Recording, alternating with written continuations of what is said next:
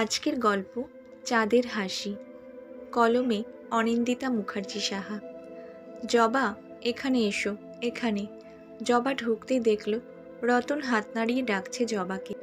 রতন একদম লোহার গেটের পাশে বাঁদিকে বসেছে। জবা দেখল সাদা পাজামা আর পাঞ্জাবি পরে এসেছে আজ রতন। সকালে সূর্যের আলোটা এমনভাবে ওর গায়ে এসে পড়েছে যে পুরো ঝলমল করছে রতন। জবা রতনের দিকে হাত নাড়িয়ে এগিয়ে এলো। জবাও আজ সেজে এসেছে। সাদা পরেনি আজও। সাদা রংটা সহ্য হয় না জবার, বড্ড একা এই রং, সাথে ভীষণ ফ্যাকাশে। তাই এই সাদামাটা জীবনে সাদা রঙের পোশাক পরে না জবা, এরকম বিশেষ দিনে তো নয়ই। রতন জবাকে ইশারায় গেটের অপর দিকটা দেখালো। জবা মাথা নাড়িয়ে সম্মতি জানালো। জবা ভেবেছিল খুব দেরি হয়ে গেছে বোধহয়, কিন্তু এখানে এসে মনে হচ্ছে খুব দেরি হয়নি। সদ্য প্রভাত ফেরি শুরু হয়েছে, এরপর সব সেজেগুজে আসবে, তবে দোল খেলা শুরু হবে। জবা গেটের অন্য দিকটায় বসে পড়ল। জবা আজ একটা গোলাপি রঙের শাড়ি পরেছে, দুহাতে গোলাপি রঙের চুড়ি, চোখে কাজল, ঠোঁটে লাল রং। সত্যি চোখ ফেরাতে পারছে না। গায়ের রংটা বেশ কালো জবার, কিন্তু রতনের খারাপ লাগে না। মনে হয় রংটা কালো বলেই বোধ হয় ওর চোখ মুখের সৌন্দর্যটুকু ফুটে ওঠে। জবা দেখল রতন তাকিয়ে আছে ওর দিকে। কতদিন ধরেই জবা রতনের হাবে ভাবে কিছু পরিবর্তন লক্ষ্য করছে। কেমন ভাবে যেন তাকিয়ে থাকে একটা, এরকমভাবে কেউ দেখে না জবাকে। তাই রতন তাকালেই বুকের ভেতর দিয়ে একটা ঠান্ডা স্রোত নেমে যায়। ভালোবাসার গন্ধ পায় জবা। ভালোবাসার গন্ধ বড্ড মারাত্মক। এটা পেলেই ক্ষুধার্ত শিয়ালের মতো ঝাঁপিয়ে পড়তে নেই। কখন শিকারি টোপ দেখিয়ে লোভ দেখিয়ে পালাবে, ব্যাস আবার সেই খিদের যন্ত্রণা। চোখে চোখ পড়তেই রতন ইশারা করে জিজ্ঞেস করল, দেরি হলো যে? জবা বলল, মাকে মুখ ধুইয়ে খাইয়ে ওষুধ খাইয়ে তবে আসলাম। রতনের বেশ লাগে জবাকে, বিশেষ করে এই মায়ের জন্য। এত দায়িত্বজ্ঞান মেয়ে সত্যি রতন আগে দেখেনি। রতন দেখল ছত্রছায়া কমপ্লেক্সের ভেতরে সবাই লাইন করে দাঁড়াচ্ছে। প্রভাত ফেরি শুরু হবে। আর দেরি না করে সামনের থালা থেকে কিছুটা লাল আর হলুদ দুহাতে ভরে নিয়ে গেটের ডান পাশে, যেখানে জবা বসে গোছাচ্ছিল পলাশ ফুলগুলো, সেখানে এলো রতন। মুঠো ভর্তি রং পিছনে লুকিয়ে এনে রতন দাঁড়িয়েছে জবার ঠিক পিছনে। জবা বুঝতে পেরে পিছন ঘুরতেই রতন বাঁ হাতের হলুদ রং জবার গালে ঘষে দিয়ে কানে কানে বলল, তোমার জীবনটা আবার রং করলাম আমি। বলেই ডান হাতের লাল আবিরটা মাথায় ভর্তি করে দিয়ে দিল রতন। সেই লাল রং ঝুরঝুর করে এসে পড়েছে জবার নাকে। বিটি রোডে অটো চালাতো শঙ্কর। সন্ধে হলেই এক পেট পানীয় পান করে তবে অটো নিয়ে বেরোতো। রোজ রোজ ভয়ে থাকতো জবা, এরকম বেসামালভাবে গাড়ি চালালে কোন দিন বিপদ ঘটে যাবে। কম সতর্ক করেছে জবা। ভালো সুপাত্র দেখে বিয়ে দিয়েছিল জবার বাবা। ভালো ঘর, ভালো বর, কিন্তু সন্ধ্যের ওই খাওয়া দাওয়ার বিষয়টা জবার বাবার জানা ছিল না। তাই বোধহয় কালো মেয়ের জন্য শঙ্করকে সেরা জামাই বলতেন বিশ্বনাথ, জবার বাবা। বিয়ের 1.5 বছর ঘুরতে পারেনি। জবার আতঙ্ককে সত্যি করে ছেড়েছে শঙ্কর। ফ্যাকাশে করে দিয়েছে জবার জীবনটা। ভালোবেসে রেখে গেল বৃদ্ধ মাকে। ছেড়ে চলে যাওয়ার পর সেই যে বিছানা নিল, আজও সেই ওভাবেই বিছানায় ফ্যাল ফ্যাল করে তাকিয়ে থাকে, আর টপ টপ করে জল পড়ে দু চোখ দিয়ে।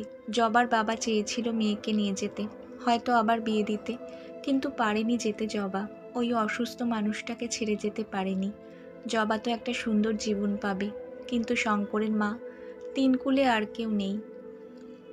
কিন্তু রতন এটা কি করে দিল? ফাঁকা হয়ে যাওয়া সিঁথিতে আবার সেই লাল রং। তাড়াতাড়ি ব্যাগ থেকে আয়নাটা বের করলো জবা। আজ আয়না ব্যাগে রেখেছেও। অনেকেই চাইতে পারে সেজে গুজে নিজেকে দেখার জন্য। জবা তাড়াতাড়ি আয়নায় মুখটা দেখল। সেই বিয়ের পরের সাজ। এরকম মোটা করেই লাল সিঁথিতে ঘুরতো জবা। আর পারবে না ও এমন সাজ নিতে। অনেক ভেবেছে জবা, কিন্তু ওই মানুষটার জন্য পিছিয়ে গেছে। কিভাবে ওনাকে আরও শোক দেবে জবা? একেই ছেলের শোকে পঙ্গু হয়ে গেছে। তাড়াতাড়ি হাতের পিছন পিঠ দিয়ে লাল আবিরটা মুছে দিতে গেল জবা। বাদ সাধল ছত্রছায়া কমপ্লেক্সের 2টো মেয়ে। দিদি, পলাশ ফুলের মালা কত? 2টো মেয়ে সাদা শাড়ি পরে লাল হলুদ আবির দিয়ে সেজে এসেছে জবার কাছে। জবার আনা পলাশ ফুলের মালা গলায় পরে খোঁপায় বেঁধে তবে সাজ সম্পূর্ণ হবে। আজ রতনের বুদ্ধিতেই পলাশ ফুল নিয়ে ছত্রছায়া কমপ্লেক্সের সামনে এসে বিক্রি করতে বসেছিল জবা, আর আবির নিয়ে বসেছিল রতন। সারাদিন ভালোই ব্যস্ত ছিল জবা। রতনই টাকা দিয়েছিল আজ পলাশ ফুল কিনে আনার জন্য মার্কেট থেকে। সারাদিন কত সুন্দরীকে আরও সুন্দর করেছে জবা। কাজের ফাঁকে যতবার রতনের দিকে তাকাচ্ছে, মিটিমিটি করে হাসছে ও। নতুন প্রেমে পড়লে যেমন হাসি থাকে মুখে, ঠিক তেমনি হাসি। রতনের জন্য ভালোই বিক্রিবাট্টা হয়েছে আজ জবার। তাই তো মায়ের জন্য একটু হেলথ ড্রিঙ্ক কিনে এনেছে। সেটাই গুলে এনে পূর্ণিমার সামনে ধরে সকালের কথাগুলো ভাবছিল জবা। বড় বড় চোখ করে দেখছে পূর্ণিমা। কি দেখছো? জিজ্ঞেস করলো জবা। হঠাৎ মনে পড়ল ওর যে লাল আবিরটা মোছাই হয়নি আর। ভেবেছিল বাড়ি ঢোকার সময় মুছে নেবে, কিন্তু আর মাথায় ছিল না। জবা দেখল পূর্ণিমা হাসছে। বুকটা কেমন করে উঠল জবার। এতদিন পর মানুষটা হাসল। আজকাল তো সব সময় চোখ দুটো দিয়ে জল বেরোতে দেখে জবা। জবার লজ্জা লাগলো, কিন্তু পূর্ণিমার ভালো লেগেছে বোঝা যাচ্ছে ঠোঁটের কোণে লেগে থাকা হাসিটায়। ওর সামনে জবা অমন ফ্যাকাশেভাবে ঘুরে বেড়ায়, এটা বোধহয় নিতে পারেনি পূর্ণিমা। ছেলের না থাকাটা বারবার মনে পড়ে হয়তো, কিন্তু কি করবে তাতে জবা। মিছিমিছি রং মেখে সং সেজে থাকবে, আর রতন ওর হয়তো খেয়াল এটা। হয়তো দুদিনের শিকার ভাবছে জবাকে, কিন্তু জবা কখনো না, আর এরকম শিকার সাজবে না ও। শঙ্করেরও শিকার হয়েছে ও, আর না। আর এই পূর্ণিমাকে তো ছাড়া সম্ভবই না। আজকের বিক্রির টাকা থেকে রতনের টাকাটা ফিরিয়ে দিয়ে আর যোগাযোগ রাখবে না জবা। মনে মনে ঠিক করলেও বুকে কোথাও একটা কষ্ট হচ্ছে।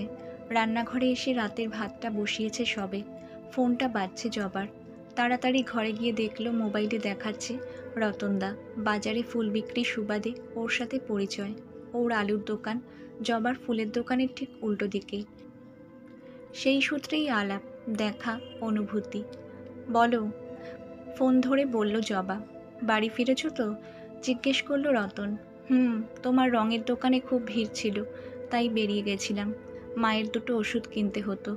জবা বলতেই রতন বলল, ভালো করেছো, সব ফুল শেষ দেখলাম তো।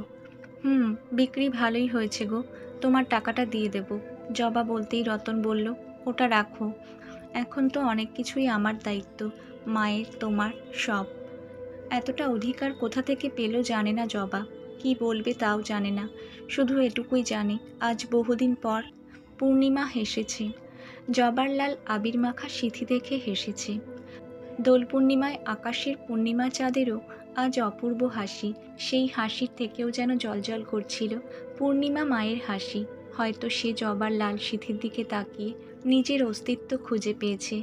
রতনকে অস্বীকার করা সম্ভব নয় জবার। গল্পটা কেমন লাগলো একটা কমেন্ট করে জানাবেন। যদি ভালো লাগে তাহলে প্লিজ আমার চ্যানেলটা সাবস্ক্রাইব করে আমার পাশে থাকবেন। ধন্যবাদ।